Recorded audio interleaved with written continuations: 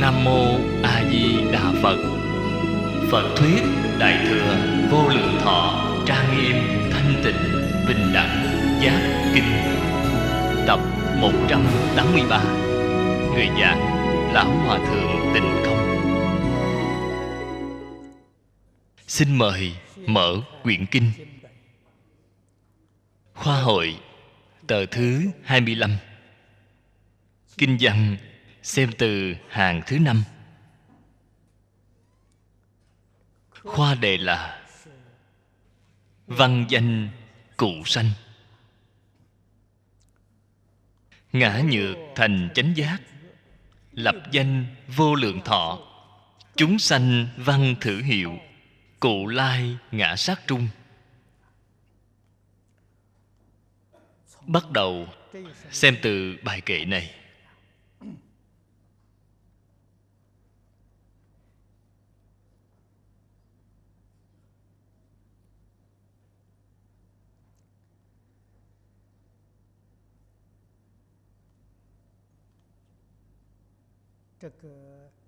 Thù thắng của pháp môn Tịnh Tông.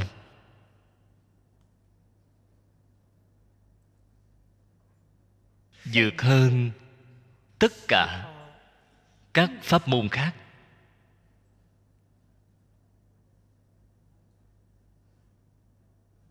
Ngay trong đồng tu nhà Phật, có không ít người nêu ra nghi vấn đối với vấn đề này. Trên kinh điển Đại thừa Phật thường nói pháp môn bình đẳng, không có cao thấp. Tại vì sao cứ tán thán tịnh độ? Lý do ở chỗ nào?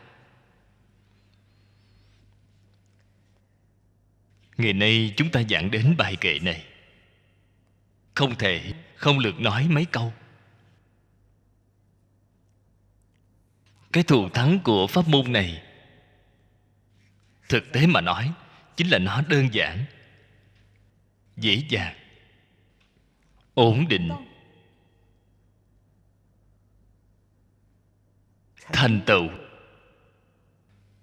Thù thắng không gì bằng. Đây là các pháp môn khác không thể so sánh. Ở trên lý mà nói, pháp môn đích thực là bình đẳng. Trên sự mà nói, cái pháp môn này quá thuận tiện. Người người đều có thể tu, người người đều có thể thành tựu. Thù thắng ưu việt là bình đẳng thành tựu. Cũng giống như trên đề kinh đã nói, thanh tịnh bình đẳng giác. Cái pháp môn này từ trên Bồ Tát đẳng giác, dưới từ chúng sanh địa ngục,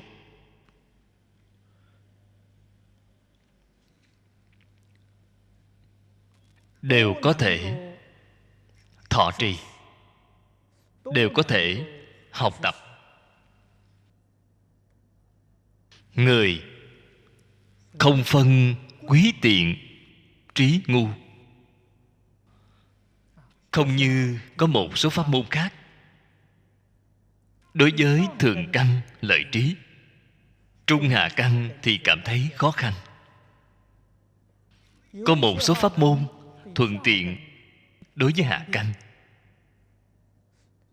thượng căn thì trái lại không thể được lợi ích. Cho nên người xưa thường nói pháp môn này là phổ nhiếp ba căn, lợi độn đều thâu. Đặc biệt là ở vào cái thời đại hiện đại này của chúng ta,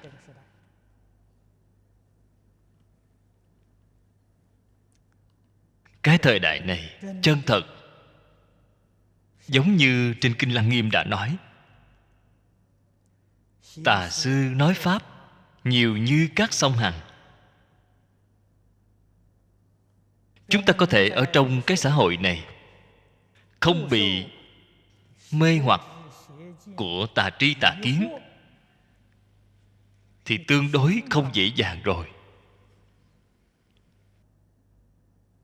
Đây chính là trong Phật Pháp thường nói đầy đủ trí tuệ chân thật, thiện căn phước đức chân thật. Nếu như đối với pháp môn này có thể có lòng tin kiên cố, không chút nghi hoặc, đương nhiên sự việc này rất khó. Chúng ta thường nói phải xây dựng lòng tin kiên cố, cần phải đầy đủ một cái ngay trong hai điều kiện. Cái điều kiện thứ nhất, thâm nhập kinh tạng. Bạn đối với tất cả kinh luận của Phật Đà, những đạo lý đã nói ra phải thông đạt tường tận. Bạn sẽ không hoài nghi, không bị tà tri, tà kiến làm dao động. Đây là một loại người chúng ta thường gọi là thượng căn lợi trí. Loại người thứ hai, họ tuy là không có trí tuệ, không thể nào thông đạt kinh luận của Phật Pháp, thiện căn của họ sâu dày. Con người này hiếu thiện, hiếu đức. Sau khi tiếp xúc Phật Pháp, họ liền có thể kiên định tín tâm, thành tựu tín nguyện, cũng sẽ không bị xã hội dẫn sai đường, sẽ không đọa ở trong tà tri tà kiến. Thiện căn phước đức sâu dày. Hai loại người này ngay trong một đời này chắc chắn thành tựu. Cũng giống như người xưa gọi pháp môn này là người đương cơ, không thuộc về hai loại người này. Ngay trong đời này có thể thành tựu hay không, vậy thì phải xem duyên phận. Ngày xưa Đại sư Thiền Đạo nói rất hay, luôn là ở duyên ngộ không đồng. Câu nói này nói được rất hay. Nếu như họ có thể gặp được duyên phận tốt, gặp được thiện tri thức tốt, gặp được đạo tràng tốt, đạo tràng như lý như pháp, gặp được đồng tham đạo hữu tốt, họ liền thành tựu.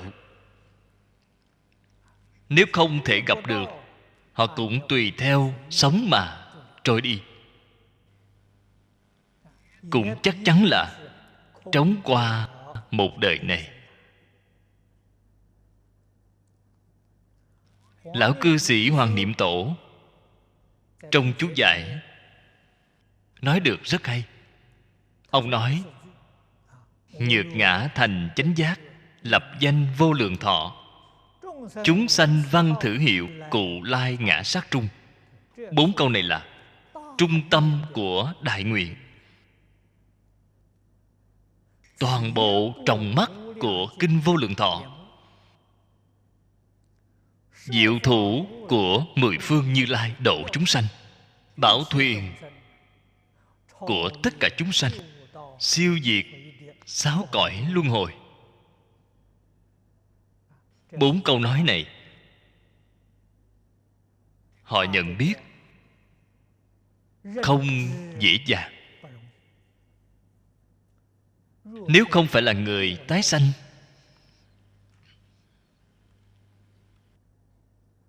bày ra ở trước mắt bạn, bạn cũng không thấy ra. Chúng ta quen biết một người, con người này có kiến địa hay không, có phải là thiện tri thức chân thật hay không, chính ở chỗ xem họ có nhận biết đối với kinh luận.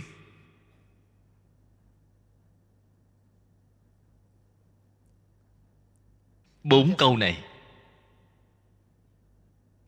chính là tổng kết của 48 nguyện. 48 nguyện chính là từ bài kệ này mà diễn giải ra, triển khai ra. Toàn bộ Kinh Vô Lượng Thọ chúng ta biết là từ 48 nguyện diễn giải ra, lại hướng lên trên mà mở rộng. Một bộ Đại Phương Quảng Phật Hoa Nghiêm Kinh chính là diễn giải của Kinh Vô Lượng Thọ. Thế Tôn 49 năm đã nói một Đại Tạng giáo, chính là diễn giải của Đại Phương Quảng Phật Hoa Nghiêm Kinh. Từ diễn giải quay đầu lại, vừa quy nạp đến sau cùng chính là 4 câu này.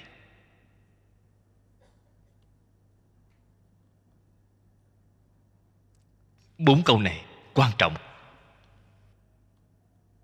Nếu ta thành chánh giác, ta là A Di Đà Phật tự xưng.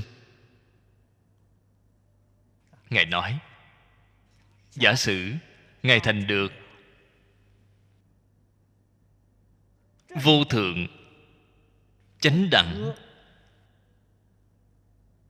chánh giác Bồ Đề, cũng chính là nhân gian chúng ta thường gọi đắc đạo rồi, thành Phật rồi. Kỳ thật chúng ta nói đắc đạo, nói thành Phật, cái danh từ này rất chung chung, rất hàm hồ. Bạn nói đắc đạo, chứng được tiểu thừa tu đà hoàng cũng gọi là đắc đạo, chứng được A La Hán cũng gọi là đắc đạo. Do đây có thể biết trong đây có cạn sâu, khác biệt rất lớn. Thành Phật, Phật có Phật của quyền giáo,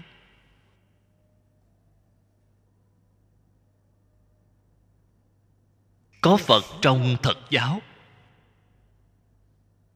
Đồng tu quen thuộc Phật Pháp Đại Thừa đều biết. Viên giáo sơ trụ Bồ Tát minh tâm kiến tánh thành Phật. Họ là Phật thật, không phải là Phật giả. Trong Phật thật có 42 vị thứ, cũng chính là nói 42 giai cấp.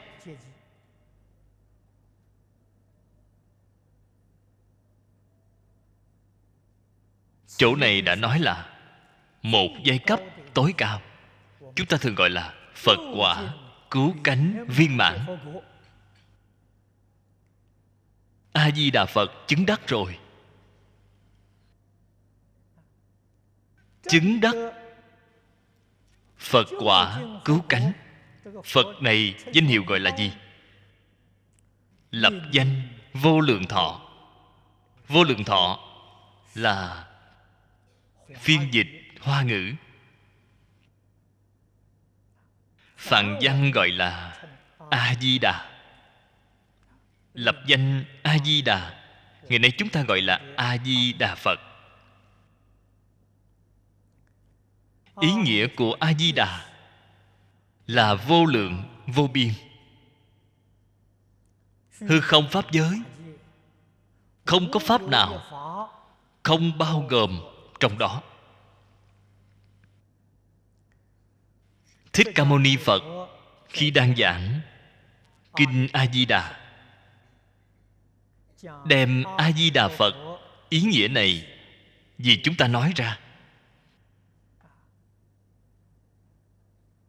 Ngài nói là vô lượng thọ, vô lượng quang.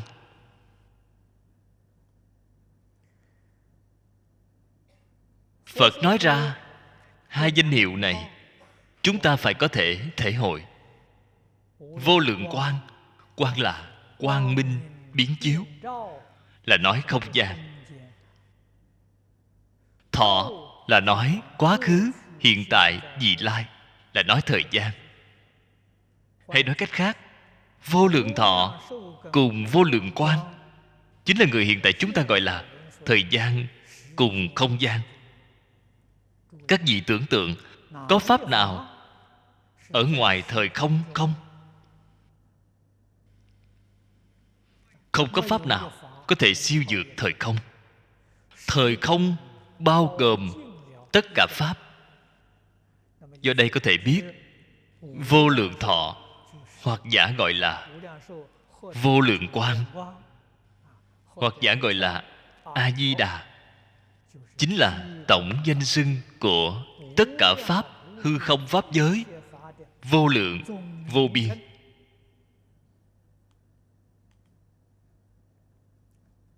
Tổng đề mục của tất cả dạng pháp.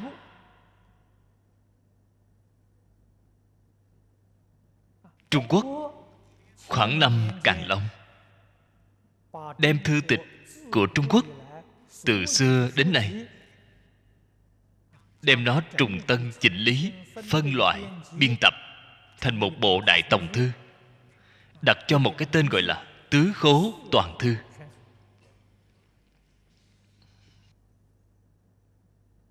Đây là tên gọi chung của một bộ sách lớn. Do đây có thể biết A Di Đà Phật ở trong Phật Pháp cũng giống như cái danh hiệu Tứ Khố Toàn Thư vậy. Không chỉ Thích Ca Mâu Ni Phật đã nói ra 49 năm, không thể nào ra ngoài phạm vi này.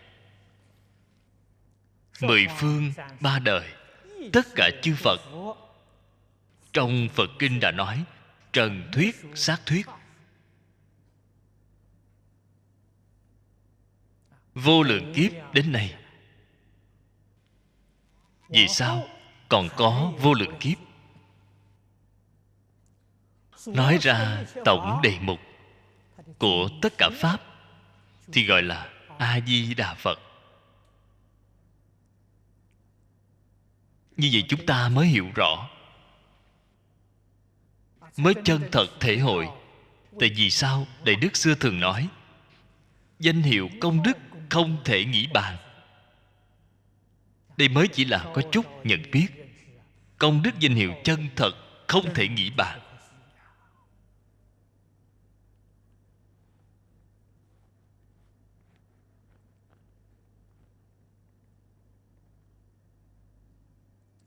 Phía sau nói chúng sanh văn thử danh hiệu Cụ Lai Ngã Sát Trung. Hai câu nói này vô cùng quan trọng.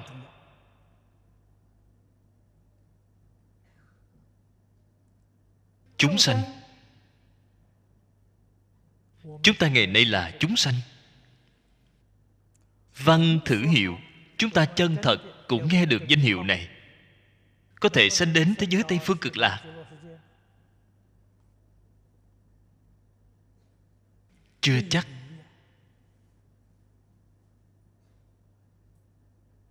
Rốt cuộc việc này là tại vì sao vậy? Then chốt ở cái chữ văn này.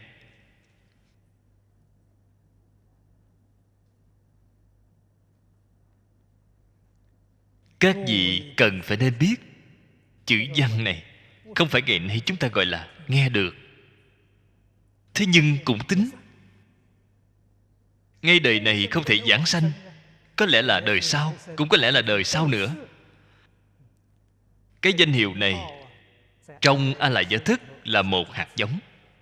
Cái hạt giống này là hạt giống kim cang bất hoại, chắc chắn sẽ không tiêu mất. Luôn có một ngày bạn gặp duyên, cái hạt giống này chín mùi, vẫn là sẽ giảng sanh. Cho nên có thể nói được thông. Mà trên thực tế, cái văn này là văn huệ của Bồ Tát. Chúng ta biết được người tiểu thừa đã tu là tam học, giới định huệ tam học. Đây là kinh Đại Thừa. Đại Thừa, ngay trong Đại Thừa, Đại Thừa Bồ Tát tu gọi là tam huệ. văn tư tu tam huệ. Các vị ở trong đạo tràng nghe kinh đã nghe nhiều năm như vậy rồi, phải nên do tam học nâng lên khế nhập tam huệ. Chúng ta tu học mới có tiến bộ.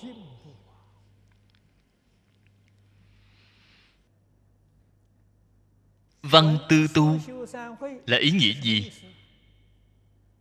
Văn là làm tiếp xúc cái từ đại biểu này.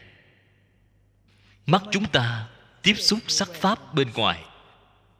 Mắt thấy sắc.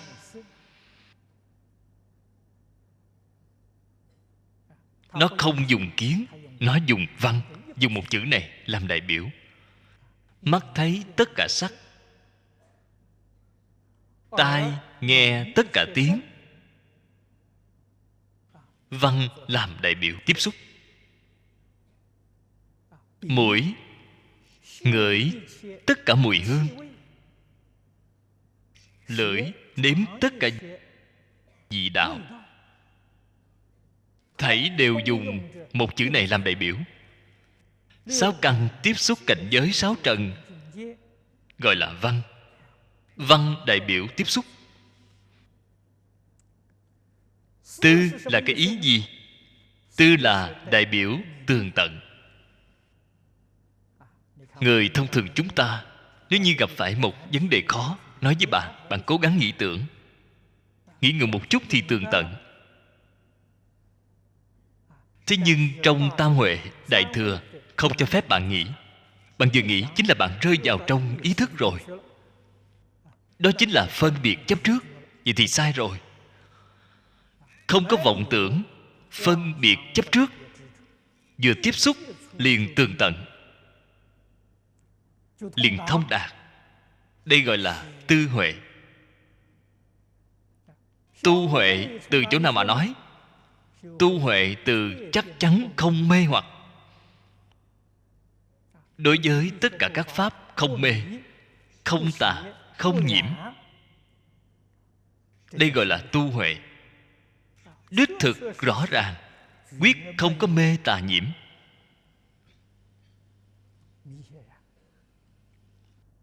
Vừa tiếp xúc chính là giác chánh tịnh.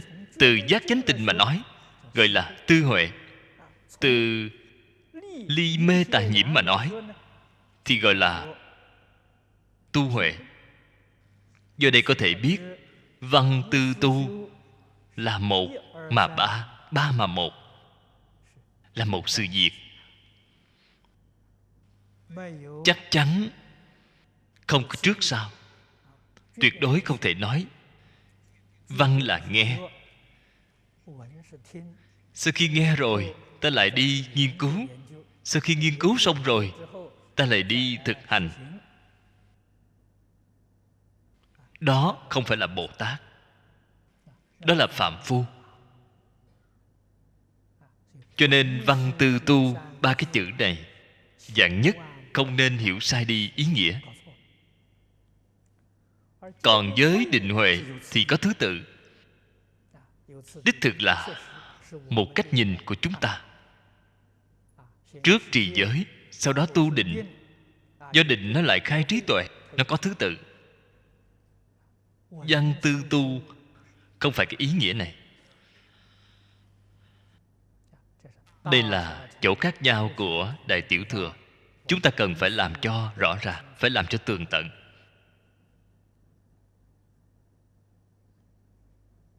Vừa rồi tôi nói chúng ta đã học nhiều năm như vậy rồi. Đối với Phật Pháp cũng biết được đôi chút. Phải nên đem cảnh giới của chính mình nâng cao. Thấy sắc nghe tiếng liền thông đạt tường tận. Đặc biệt là tượng Phật. Chúng ta thấy được tượng Phật của A Di Đà Phật,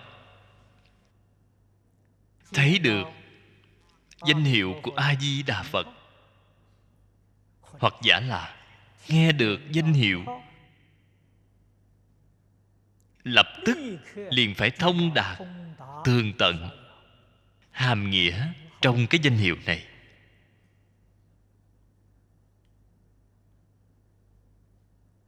Nó đầy đủ nghĩa lý, cứu cánh, viên mãn,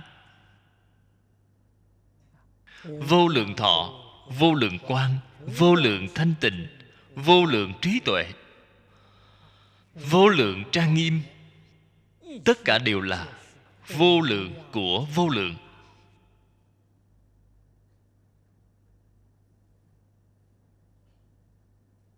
Tại vì sao trên kinh văn ở chỗ này không nêu thứ khác, chỉ riêng nêu cái vô lượng thọ? Bởi vì vô lượng thọ thông thường là đại biểu pháp thân thường trụ.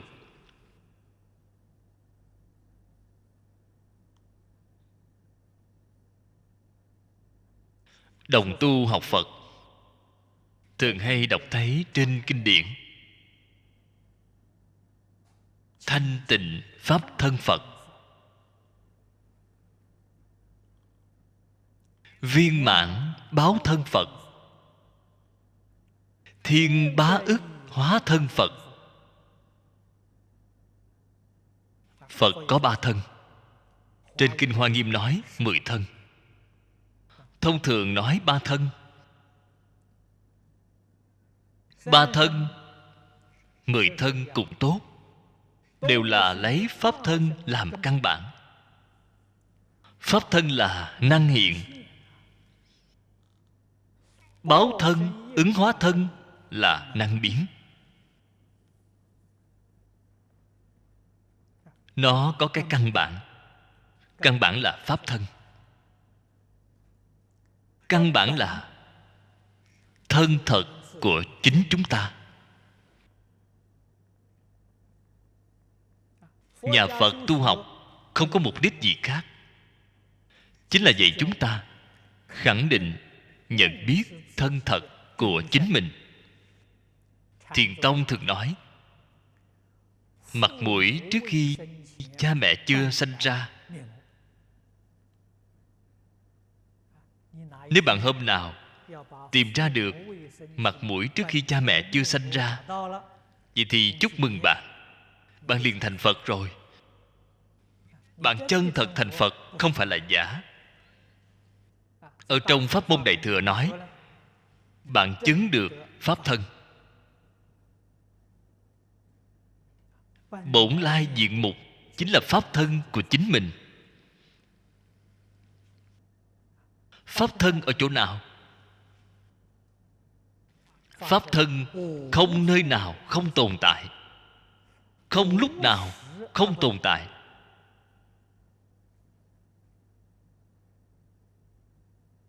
Lời nói này không dễ hiểu, không dễ gì thể hội.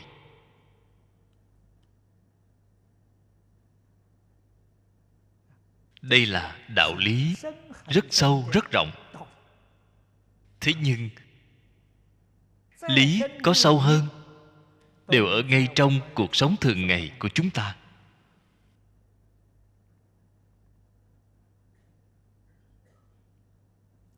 Chúng ta nêu ra một thí dụ. Bạn từ cửa của giảng đường đi đến giảng đài.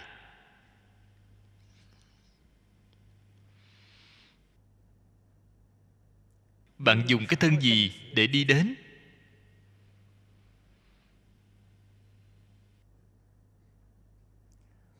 Nếu như bên đây có một cái máy quay phim,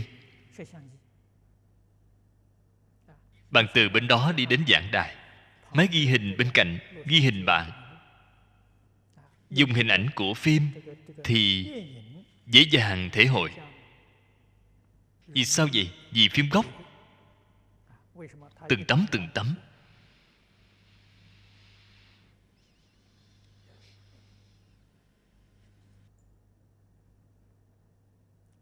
Trong một giây chiếu 24 tấm.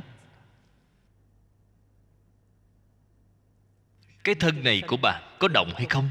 Không có động. Ở bên cửa kia không có động, đến ở bên đây cũng không có động. Nếu như không dùng khoa học kỹ thuật này, bạn rất không dễ gì thể hội được. Từ ngay chỗ này mới tường tận trong Phật Kinh đã nói: tất cả Pháp không sanh, tất cả Pháp không diệt. Đây là kiến giải của Như Lai. Đây là lời chân thật. Trong Trung Quán Luận nói: không sanh không diệt, không đến không đi, không một không khác. Tốc độ của phi cơ rất nhanh.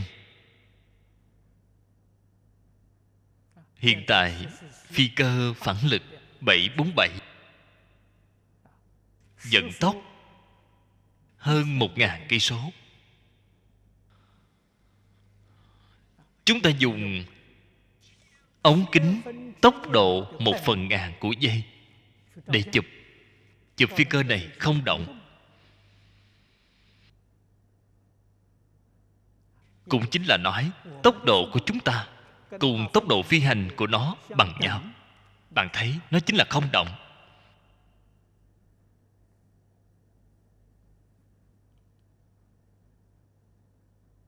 Đây là một hiện tượng vật lý. Những hiện tượng này ở nhà Phật gọi là phàm sở hữu tướng, giai thị hư vọng. Không phải thật. Sau đó nói với bạn: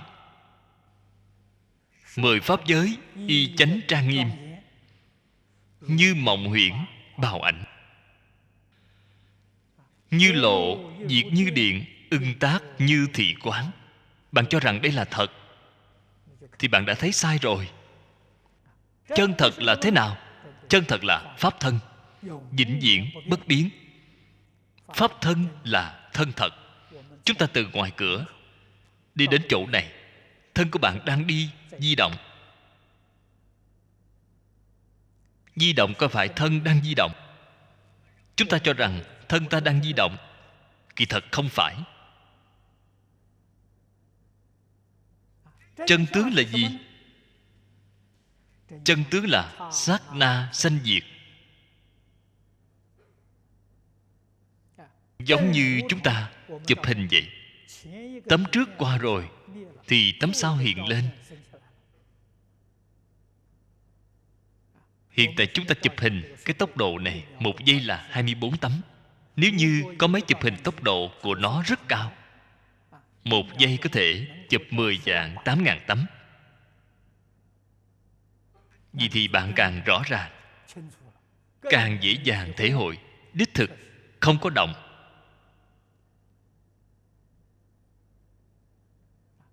Chỉ là cái tướng này đang sanh diệt, sát na sanh diệt. Tốc độ của sanh diệt tuyệt đối không chỉ 1 giây 10 vạn 8.000 tấm. Nếu chiếu theo trên Kinh Nhân Dương, Phật nói với chúng ta, một khẩy móng tay có 60 sát na. Một sát na có 90 lần sanh diệt. Vì hôm nay chúng ta khẩy được nhanh, 1 giây có thể khẩy được 4 lần. 4 nhân 60 rồi lại nhân 900 thì có ra 2 lần 10 vạn 8.000.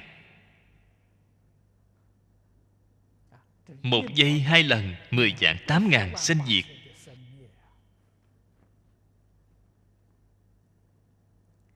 Đây mới gọi là thật tướng các pháp. Chánh báo cái thân này như vậy, hoàn cảnh y báo cũng là như vậy. 10 pháp giới y chánh trang nghiêm cũng không ngoại lệ. Đây gọi là duy thức sở biến.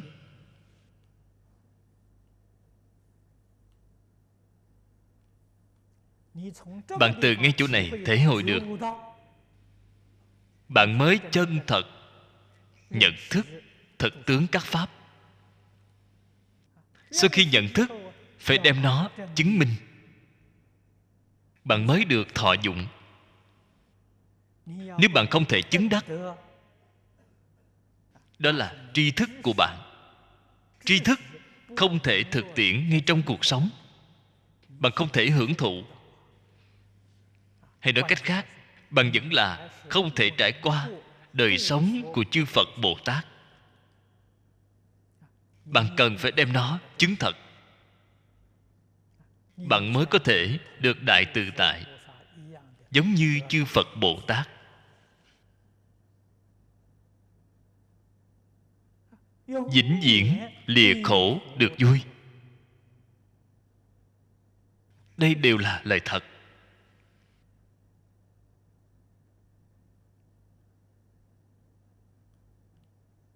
Thế nên người xuất gia chúng ta, Phật chế định cho chúng ta cái phục trang này. Hiện tại chúng ta quen gọi là đắp y, Phật Pháp gọi là ca sa. Các vị xem thấy trên cái y phục này từng ô. Cái y phục này chính là đại biểu Pháp thân. Ngày ngày chúng ta đắp lên, có thể hội được Pháp thân thanh tịnh hay không?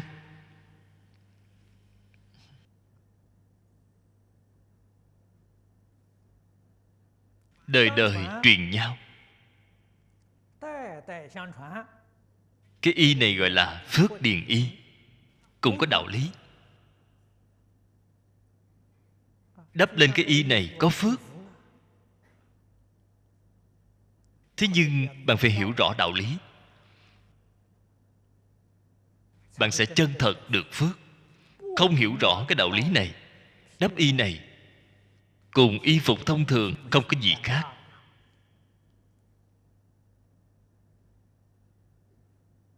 Đạo lý gì vậy? Bạn xem mỗi một ô đều như nhau. Đều như nhau đại biểu gì? Đại biểu bình đẳng. Nhiều ô như vậy đại biểu cái gì? Ngày nay chúng ta gọi là chủng tộc khác nhau, văn hóa khác nhau, tôn giáo khác nhau, cõi nước khác nhau. Có thể chân thật tường tận, bình đẳng,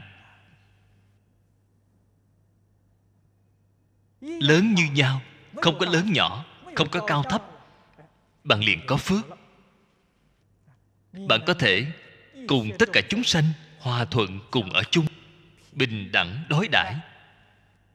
Con người này liền có phước báo, cho nên gọi là phước điền y.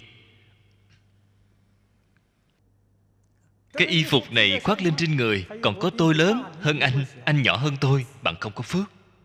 Bạn điên đảo rồi. Cái y phục này chính là đem cả thảy hư không pháp giới hợp thành một thể. Cái ý nghĩa này càng lúc càng rõ ràng. Cái gì gọi là pháp thân? Hư không pháp giới, tất cả chúng sanh là chính mình, đều là chân tâm chính mình hiện ra. Tám thức biến hiện. Đây là lời thật. Cái đạo lý này rất sâu, rất sâu. Duy thức Pháp tướng tông chuyên môn nói rõ cái hiện tượng của sự thật và lý luận này. Kinh điển chủ yếu của họ là 6 kinh 11 luận. Đại Phương Quảng Phật Hoa Nghiêm Kinh cũng là một trong 6 kinh, nói rõ chân tướng của vũ trụ nhân sanh, có liên quan mật thiết với chính mình. Cổ thánh tiên hiền thường hay dạy bảo chúng ta, đối với người như chính mình, đối với người cũng giống như đối với chính mình vậy. Cho nên chân thật yêu chính mình mới yêu thương tất cả chúng sanh. Người không yêu thương tất cả chúng sanh, không biết yêu chính mình. Có đại đạo lý ở trong đây. Cho nên Bồ Tát Pháp Tạng thành Phật, lập danh A Di Đà. chính là lập danh vô lượng thọ. Chúng sanh văn thử hiệu. Chúng sanh có trí tuệ, vừa nghe liền thông đạt tường tận. Trong danh hiệu hàm chứa nghĩa thú, họ liền thông đạt tường tận. Họ liền có thể đem tư tưởng quan niệm chuyển biến, khế nhập cái cảnh giới này.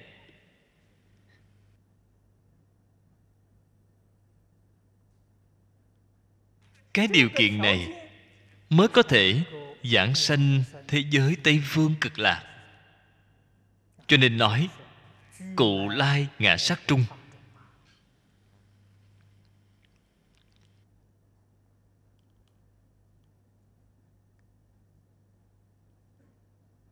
Như Lai danh hiệu cần phải phổ văn mười phương. Cái sự việc này ai làm vậy? Chư Phật Như Lai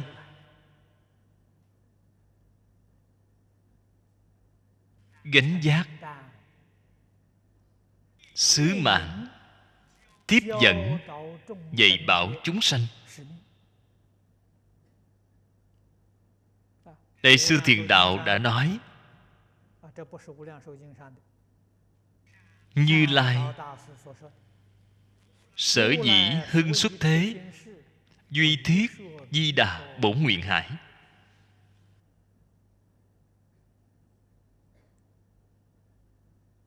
Đại sư Thiền Đạo đã nói, Như Lai không phải chuyên chỉ Thích Ca Mâu Ni Phật.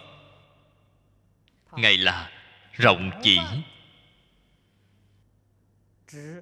mười phương ba đời, tất cả chư Phật Như Lai. Phật thì hiện ở thế gian làm gì? Dạy học. Phật không có công việc nào khác, giảng kinh dạy học. Vì cái gì? Chỉ nói bổn nguyện hải của Di Đà.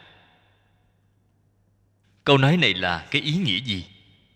Chính là chỉ riêng đến thế gian này làm cái việc này, đem Kinh Vô Lượng Thọ giới thiệu cho mọi người. Kinh Vô Lượng Thọ chính là bổn nguyện hải của Di Đà. Cho nên tất cả chư Phật xuất hiện ở đời, kinh luận của các ngài giảng không hoàn toàn giống nhau. Thế nhưng Kinh Vô Lượng Thọ thì chắc chắn phải giảng. Đây chính là các ngài cần phải nói đến một môn khóa trình này. Các kinh luận khác là phụ thôi. Đây là khóa trình chủ yếu, quyết định phải giảng. Ngày nay chúng ta nói Di Đà ba kinh: Kinh Vô Lượng Thọ, Kinh Quán Vô Lượng Thọ Phật, Phật Thuyết A Di Đà Kinh. Ba kinh này là chắc chắn phải giảng. Cho dù là hiện giáo, là mật giáo, tông môn giáo hạ, chỉ cần là Như Lai thị hiện, chắc chắn sẽ giảng ba bộ kinh điển này. Đây gọi là bổn nguyện hải của Như Lai.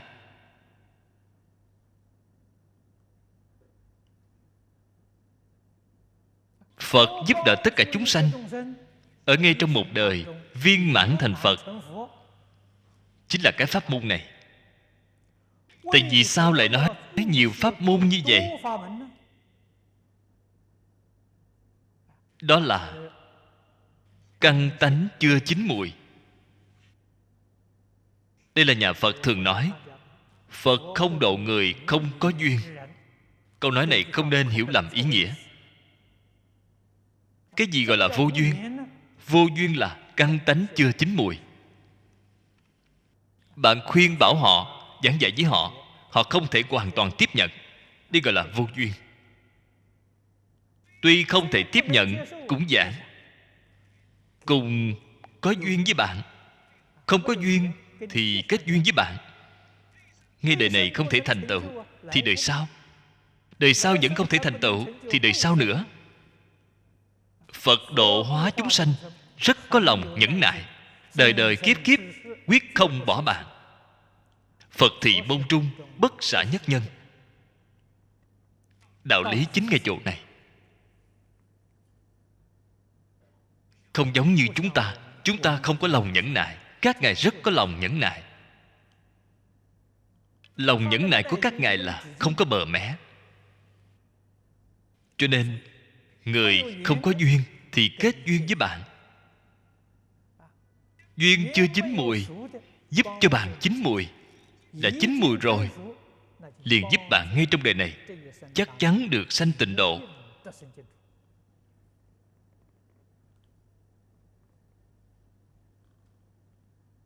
Đây là tổng cương lĩnh, tổng nguyên tắc. Phật giúp đỡ tất cả chúng sanh. Chúng ta phải nên biết. Không những phải nên biết, chúng ta phải học tập. Chúng ta mới biết được làm thế nào giúp đỡ tất cả chúng sanh trên cái thế giới này.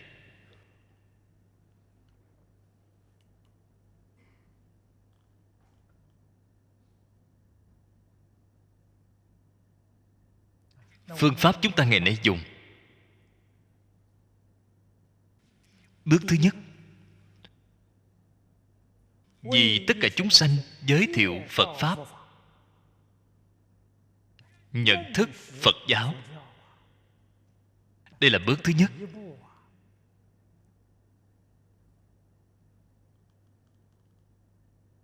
Xã hội hiện đại,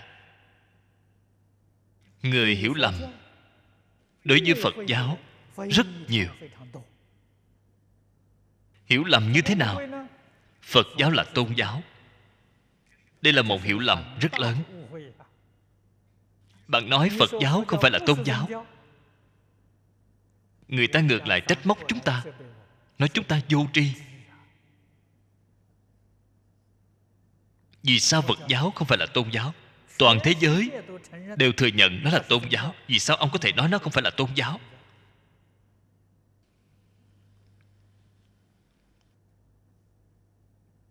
Cho nên họ nói tôn giáo, chúng ta cũng đành phải thừa nhận đây là tôn giáo.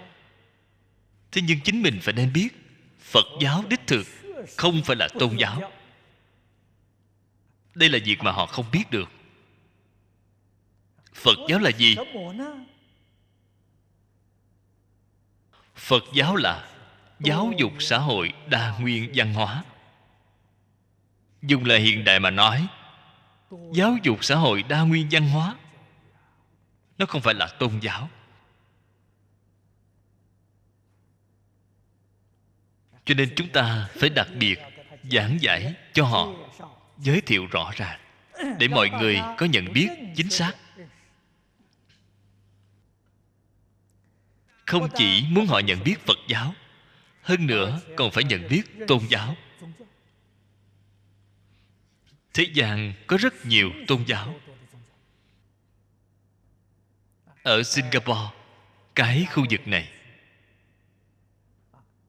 quốc gia thừa nhận có 9 tôn giáo lớn. Tối ngày mai, Bái Hòa giáo đến nơi đây giảng kinh. Bái Hòa giáo vào thời xưa Trung Quốc gọi là Áo giáo, cũng là truyền đến Trung Quốc vào triều nhà Đường. Rất đáng tiếc hiện tại Trung Quốc đã không còn. Nhân số của họ rất ít. Tín đồ ở trên toàn thế giới tổng cộng chỉ có 150.000 người. Ở Singapore đại khái có 150 mấy người. Người tuy là ít, theo tôi thấy ra, trong bao gồm tất cả các tôn giáo, đoàn kết nhất là họ. Họ hơn 150 người, giống như một gia đình vậy, một đại gia đình, vô cùng hòa thuận. Đón Tết năm rồi, họ mời tôi đến tham gia hội họp của họ. Tôi xem thấy được sự đoàn kết của họ, tôn kính lẫn nhau, thương yêu lẫn nhau. Tôi xem thấy rất là cảm động.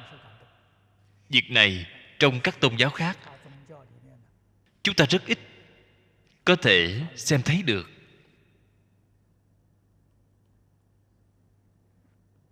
Quốc gia Malaysia thừa nhận có 7 tôn giáo. Quốc gia đó của họ không có Bái Hòa giáo, không có Do Thái giáo. Các tôn giáo khác tôn giáo của Singapore họ đều có. Họ chỉ có 7 tôn giáo. Rốt cuộc cái gì là tôn giáo?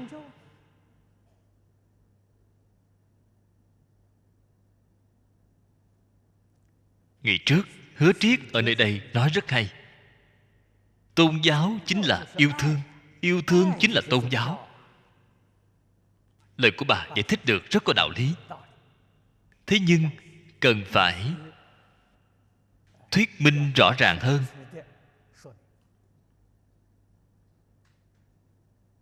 Chúng ta xem thấy nhà Phật thường nói Phật giáo là từ bi vi bổn, phương tiện vi môn. Phật giáo là gì? Từ bi.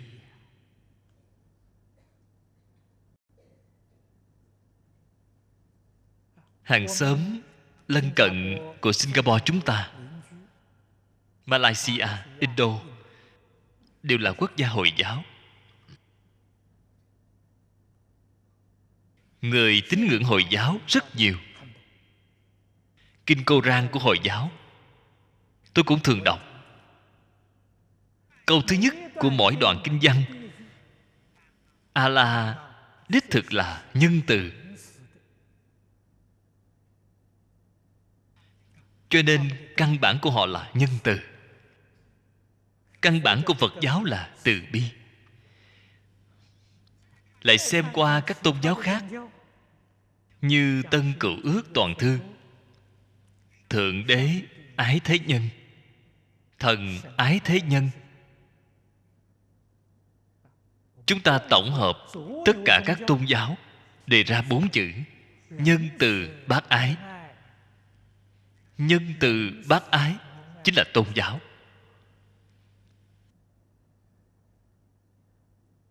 Cho nên tôn giáo không mê tín. Tôn giáo là nhân từ bác ái. Tôn giáo là thứ độ tốt. Cần phải nên đề xướng. Cho nên tôi tiếp xúc với rất nhiều tôn giáo.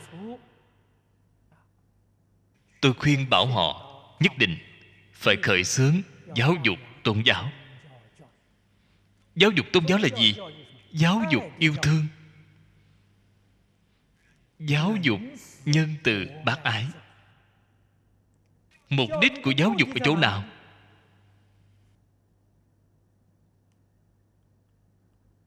Dùng cái kỳ vọng mọi người, xã hội hiền tiền chúng ta, mục đích của nó, cái thứ nhất, thế giới hòa bình. Cái thứ hai, xã hội an định. Cái thứ ba, nhân dân hạnh phúc. Ở trong Phật Pháp chỉ có một câu: lìa khổ được vui.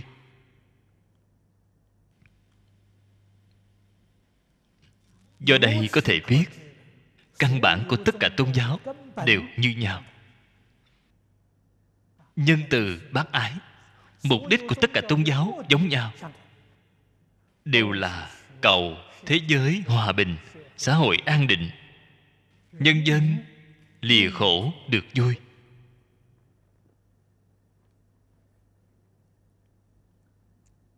Thế nên tôn giáo có lý luận đoàn kết.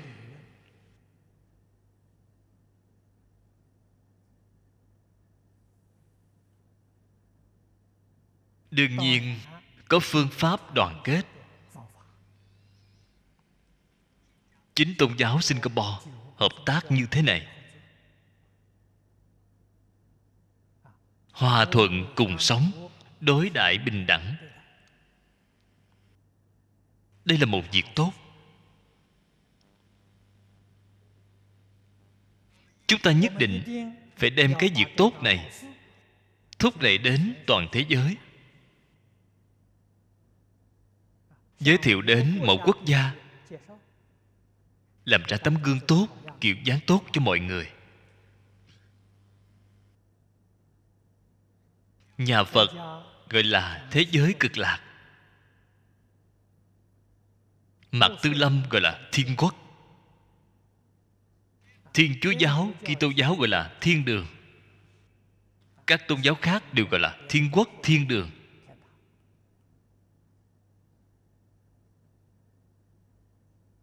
Tất cả đều là khuyên người làm thiện, vi thiện tối lạc.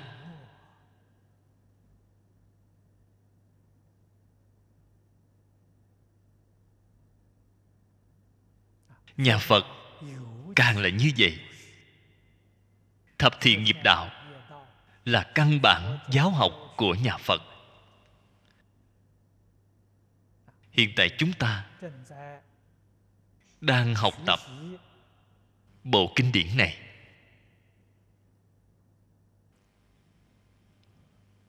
Pháp môn Tịnh Tông không thể rời khỏi 10 thiện. Vì sao vậy? Ở trên kinh Phật giới thiệu, giảng cho chúng ta nghe rất rõ ràng. Cái thế giới đó đều là chư thượng thiện nhân câu hội nhất xứ. Nếu như tâm của chúng ta bất thiện, Phật niệm được tốt hơn cũng không thể giảng sanh. Phật hiệu nếu niệm được tốt, 10 thiện chắc chắn đầy đủ. 10 thiện không đầy đủ, vậy thì cái niệm Phật đó là giả, không phải là thật. Không phải thật niệm. Cái niệm Phật đó mỗi câu chỉ là nịnh A-di-đà Phật, lấy lòng A-di-đà Phật, giữ tâm không tốt, vậy thì không thể giảng sanh. Cho nên nhất định phải thật làm. Thật làm, vậy thì chắc chắn tương ưng. Đây là trong Phật Kinh thường nói, nhiều thiện căn, nhiều phước đức, tất sanh tịnh độ, tất chứng Bồ Đề, thù thắng viên mãn, phương tiện cứu cánh. A-di-đà Phật làm Phật, cho nên dùng cái danh hiệu này. Cái danh hiệu này dụng ý vô cùng sâu rộng. Cẩn dịch Vọng Tây Cư Sĩ. Địa chỉ email vọng tây cư sĩ @gmail.com. Người đọc Hạnh Quang. Phát tâm cúng dường do gia đình Phật tử Thiện Chân thành kính cúng dường. Nguyện cả thảy chúng sinh đều tín niệm Di Đà, đồng cầu sanh về nước Cực Lạc. Nguyện đem công đức này trang nghiêm cõi nước Phật, trên đền 4 ân nặng, dưới cứu khổ 3 đường. Nếu có ai thấy nghe, đều phát tâm Bồ Đề, hết một báo thân này, đồng sanh về nước Cực Lạc. Nam mô A Di Đà Phật.